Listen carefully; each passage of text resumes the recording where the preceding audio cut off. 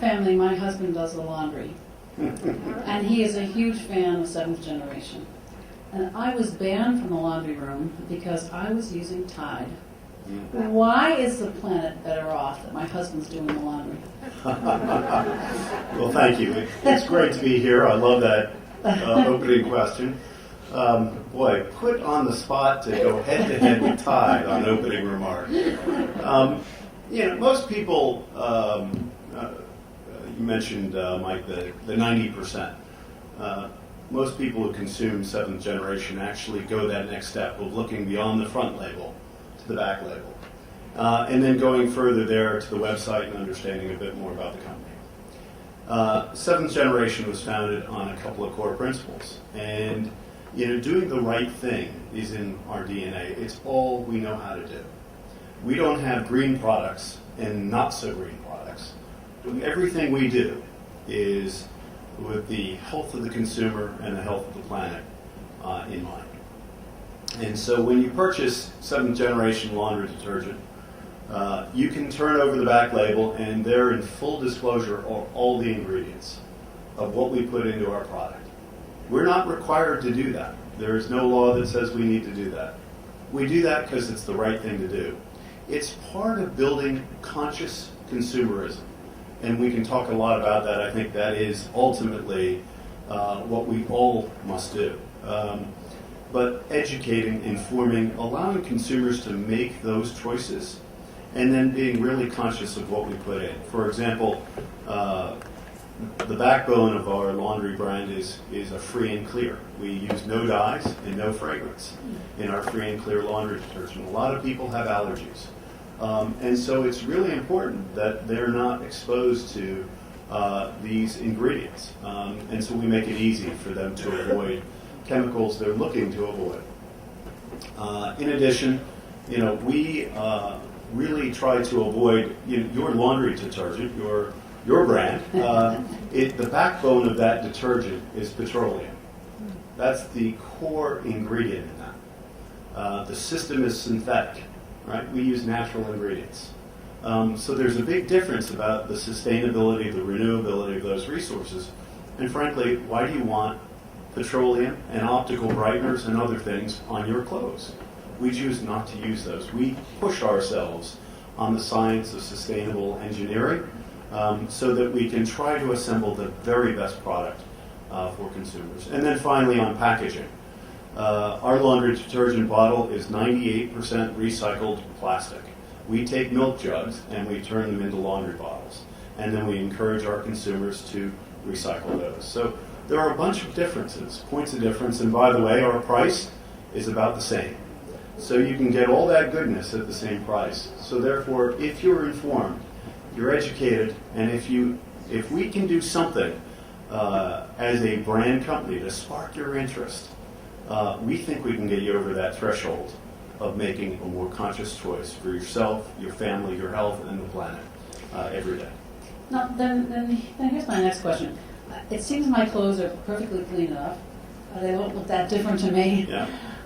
The price is good. It's better for the planet. Why isn't everybody doing this? What stops other companies from going the way you're going? Well, human behavior, we're all habitual, right? We get into patterns. And it's really hard to change behavior, especially if it works for us, right? And so you need some kind of catalyst to force the change. Often what we find is catalysts for consumers who come to seventh generation, it's a life change. They've discovered they have an allergy. They may have cancer. They're about to have a baby, right? These life changes actually change the way consumers think about their behaviors, their everyday routines. Most people pick their laundry detergent because it was what my mom used. And therefore, it smells good, it cleans well, and I'm oblivious to the issues of what's going on below it because frankly, is it really going to make that much difference? It's just laundry detergent. I know, of course, that you became CEO of Second Generation earlier this year. Came from Burt's Bees, another favorite product in our house. And you grew up in Vermont.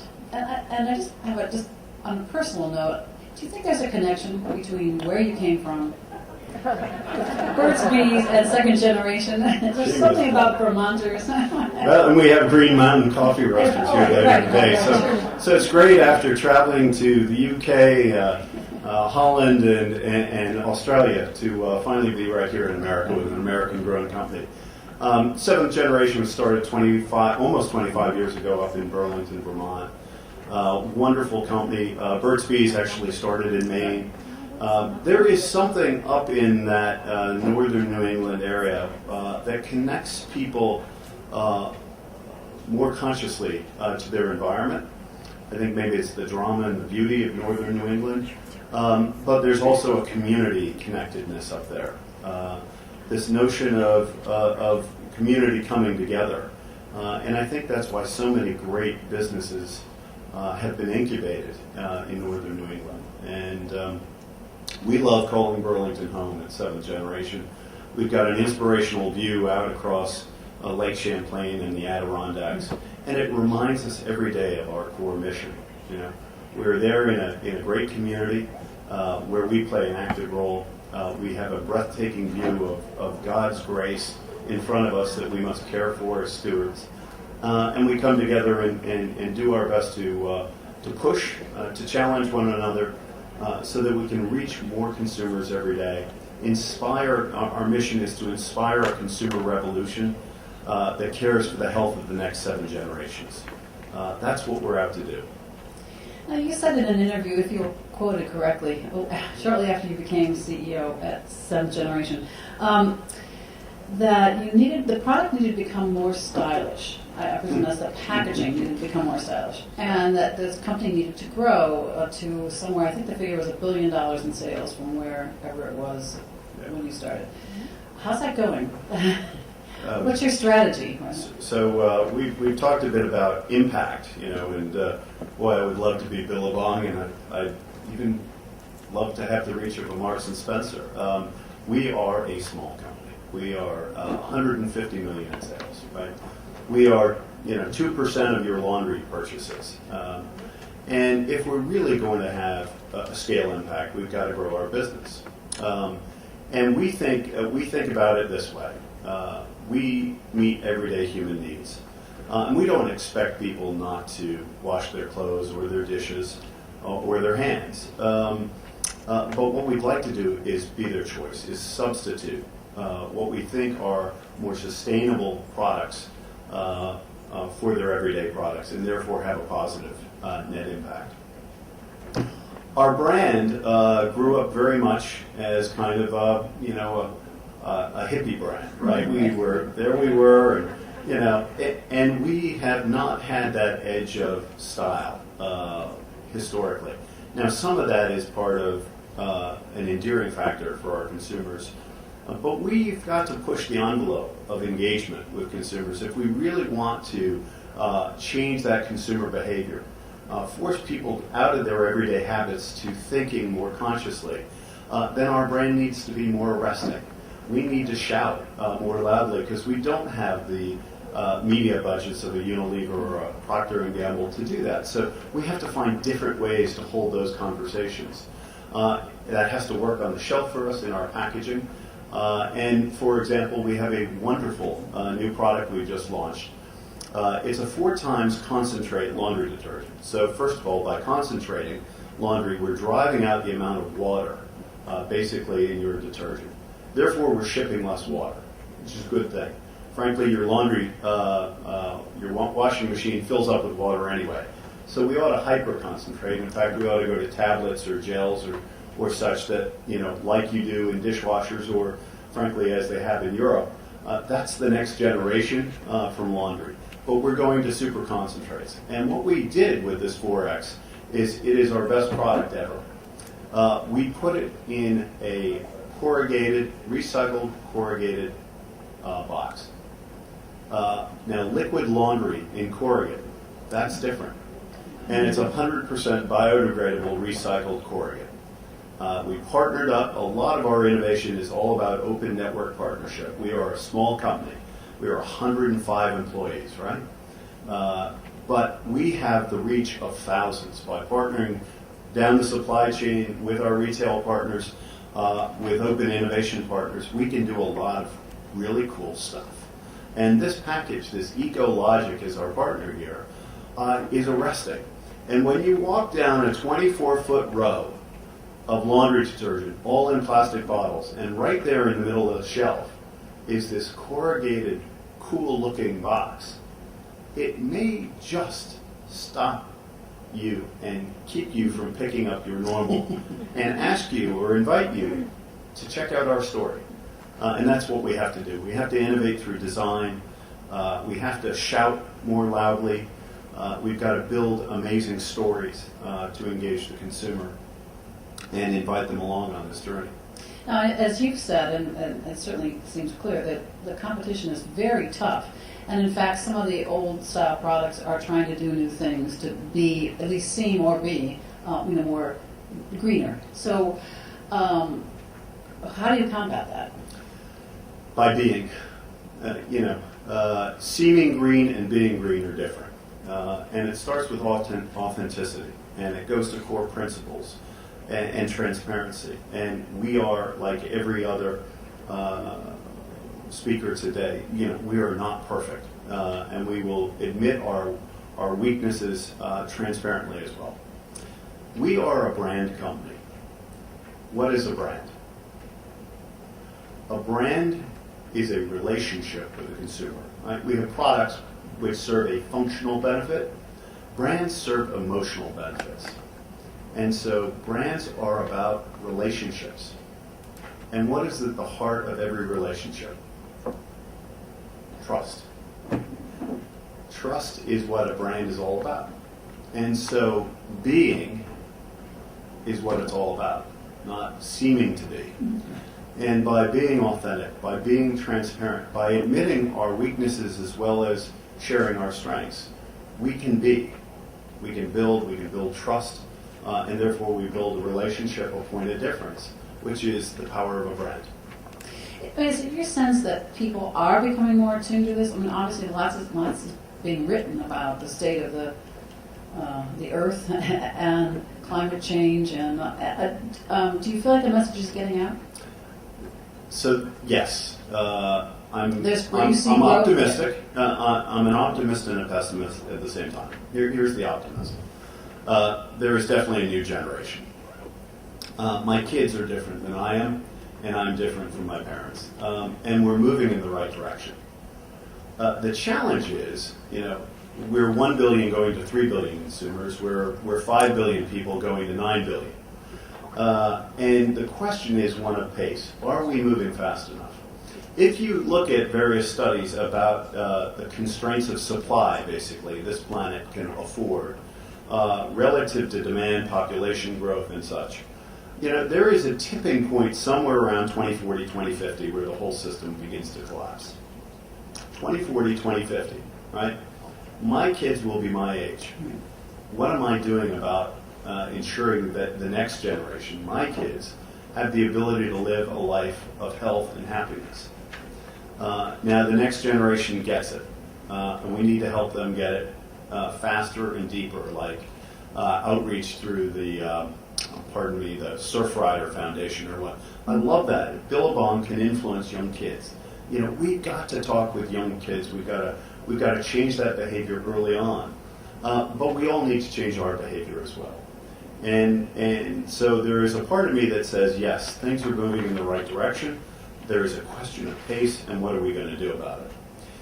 Ultimately, if I can build on that one point now and go to another one. I went to the Harvard Business School, and I graduated from Harvard, 18 years ago. I did not learn any of this at the Harvard Business School. I spend an awful lot of time going to business schools today and speaking on this topic. And there is a different consciousness amongst the student body at the business schools. But the faculty aren't there yet, right? They're not pushing it yet.